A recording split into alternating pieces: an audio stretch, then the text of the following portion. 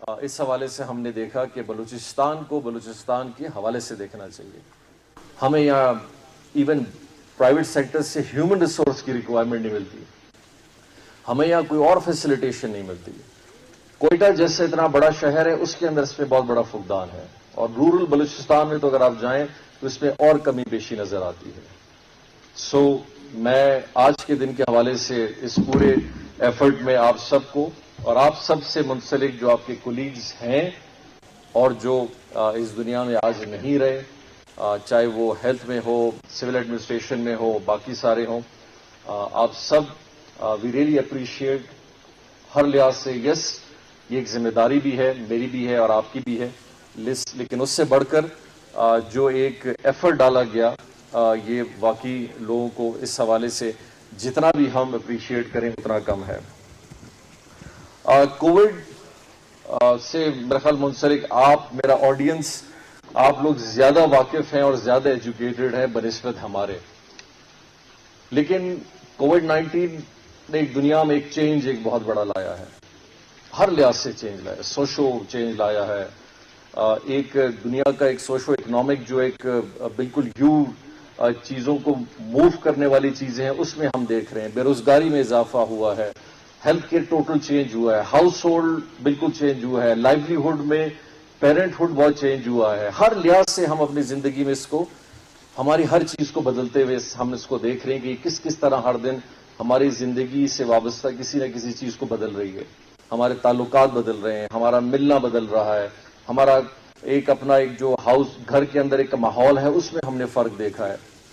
اور یہی چیز ہے کہ یہ ہمارے ساتھ کتنا آگے چلتی ہے, کتنے چیلنجز ہمارے ساتھ لاتی ہے. یہ بہت بڑے سوالات ہیں جن کے آنسر شاید میں اور آپ آج نہیں دے سکتے, لیکن وقت کے ساتھ ساتھ یہ آئیں گے ضرور. اور یہ بات ضرور ہمیں اپنے ذہن میں رکھنا چاہیے کہ اس کے ہیلتھ رسک اور اس کے ہیلتھ جو ریزلٹس ہیں وہ اپنی جگہ ہیں, لیکن اس کا جو سب سے بڑا امپیکٹ آئے گا وہ آپ کا سوشو اکنامک امپیکٹ آئے گا, بہت بڑا. دنیا کا کاروبار, دنیا کا ایک سوشو امپیکٹ بالکل نیچے کی طرف گیا ہے. کل میں بہت سارے ایسے آپ لوگ بھی دیکھتے ہیں نیٹ پہ چیزیں ہیں کہ بہت ساری ایسی چیزیں جو صدیوں سے ایز بڑے بڑے ملٹی نیشنل کمپنیز چل رہے ہیں, بہت سارے بینکرپسی کی طرف جا رہے ہیں, بہت سارے ختم ہو رہے ہیں, بہت سارے لوگ واپس پاکستان آ رہے ہیں. تو ہمیں اس چیلنج کے لیے بھی تیاری کرنی ہے, اور بلکہ سب سے بڑی چیلنج جو ہمارے لیے ابھی آئے گا اس کا بھی ہیلتھ کیئر پہ ایک بہت بڑا اثر پڑے گا. شاید کووڈ کے حوالے سے اتنا نہ پڑے, لیکن ہیلتھ ریلیٹڈ ایشوز پہ بہت آئے گا. جنرل ہیلتھ کیئر پہ آئے گا, جو چیزیں اس سے کریٹ ہوں گی اس پہ آئے گا. تو ہمارے لیے اسی لیے بڑا ضروری تھا, اور میں بڑا اس حوالے سے خوش ہوں کہ دوستین صاحب جب سے سیکرٹری بنے ہیں, دوستین صاحب نے ایک بہت بڑا ایفرٹ ڈالا.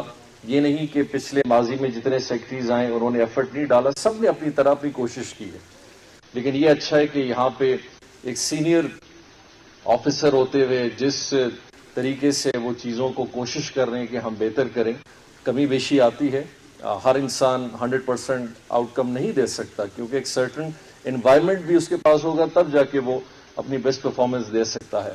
تو ہم ہیلتھ کیئر کی طرف جس طرح بھی بڑھ رہے ہیں, میں امید رکھتا ہوں, اور انشاءاللہ جس طرح کا پلان بنایا گیا ہے اور جس طرح بجٹ میں ہم نے اس کو ریفلیکٹ کیا ہے, کووڈ کے حوالے سے کیا ہے, جنرل ہیلتھ کے حوالے سے کیا ہے, فیسیلیٹیشن کے حوالے سے کیا ہے, ڈاکٹرز کی ریکوائرمنٹ کے حوالے سے کیا ہے, اکوپمنٹ ہو, پیکیجز ہوں, باقی چیزیں ہوں, یہ وہ ساری چیزیں کہ اگر وقت کے ساتھ ہم اسی طرح ان کے اندر اپنا آؤٹ پٹ ڈالتے رہیں گے تو یہ دن دور نہیں کہ بلوچستان میں ایک دن ہم ہیلتھ کیئر کو بہت بہتر کر سکتے ہیں.